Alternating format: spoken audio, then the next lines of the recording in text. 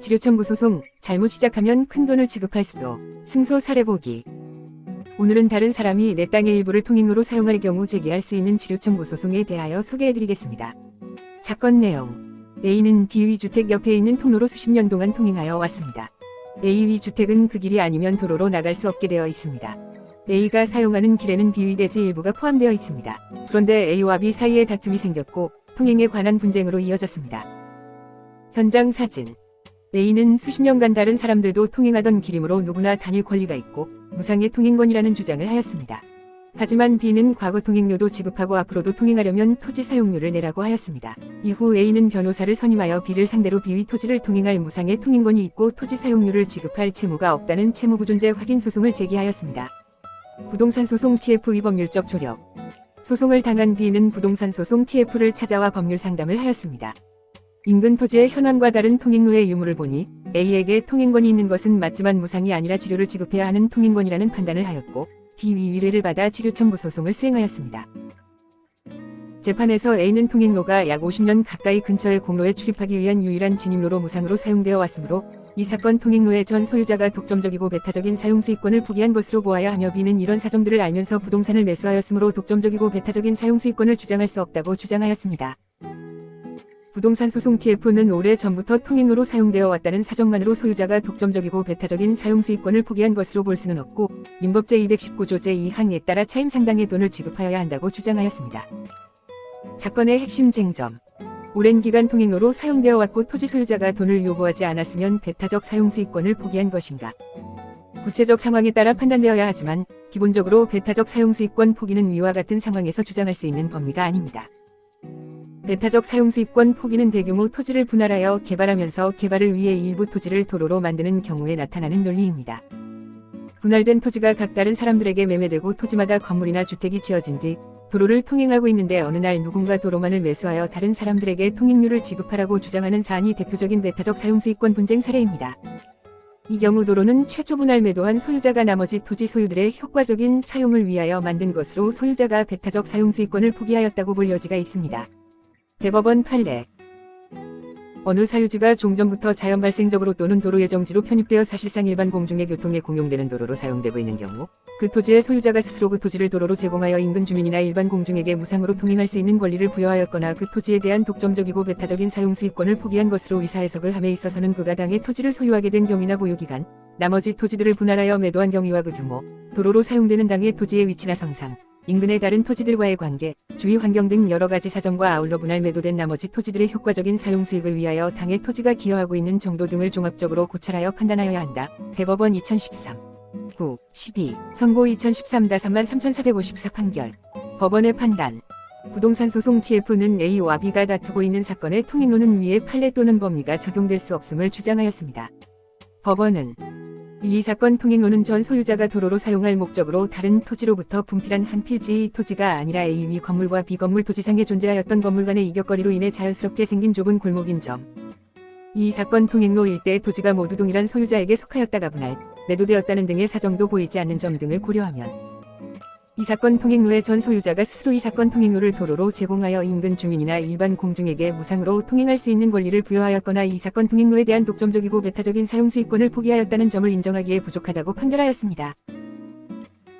오늘 소개해드린 소송은 A가 제기한 소송이었지만 소송 과정에서 B는 과거 10년 위 토지 사용료와 향후 지료의 지급을 구하는 반소를 제기하였고 법원은 B 위 청구를 인용하여 A는 B에게 과거 통행에 대한 사용료로 합계 약 8,800만 원, 이후 지료로 매달 약 140만 원을 지급하라는 내용과 소송 비용은 A가 부담한다는 판결을 선고하였습니다. 이 사건의 소송 상대방이었던 A는 소송으로 문제를 해결할 것이 아니라 B와 5원만이 합의하여 합의금을 지급하는 방법을 선택했어야 했었습니다. A로서는 승소할 수 없는 소송을 먼저 시작하여 결국 생각지 못한 큰 돈을 지급하게 된 사건이었습니다.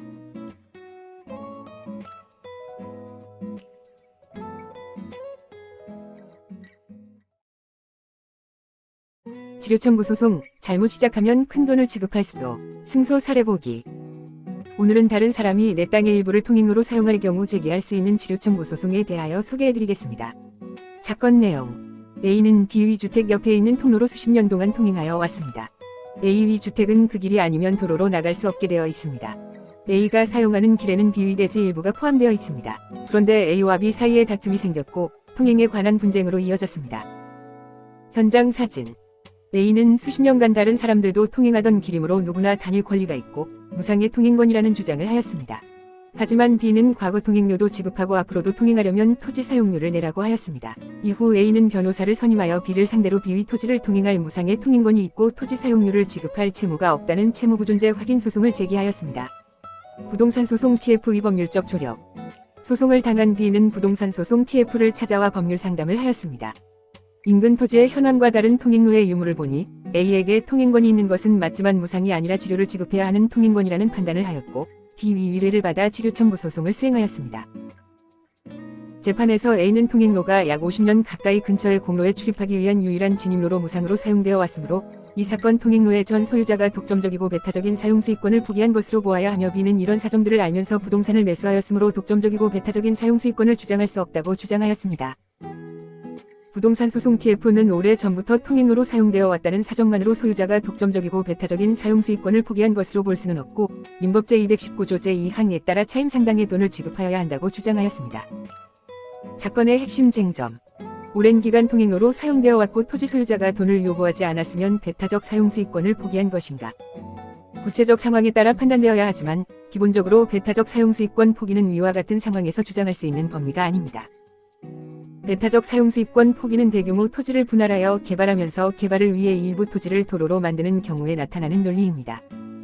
분할된 토지가 각 다른 사람들에게 매매되고 토지마다 건물이나 주택이 지어진 뒤 도로를 통행하고 있는데 어느 날 누군가 도로만을 매수하여 다른 사람들에게 통행료를 지급하라고 주장하는 사안이 대표적인 배타적 사용수익권 분쟁 사례입니다. 이 경우 도로는 최초 분할 매도한 소유자가 나머지 토지 소유들의 효과적인 사용을 위하여 만든 것으로 소유자가 배타적 사용수익권을 포기하였다고 볼 여지가 있습니다. 대법원 판례.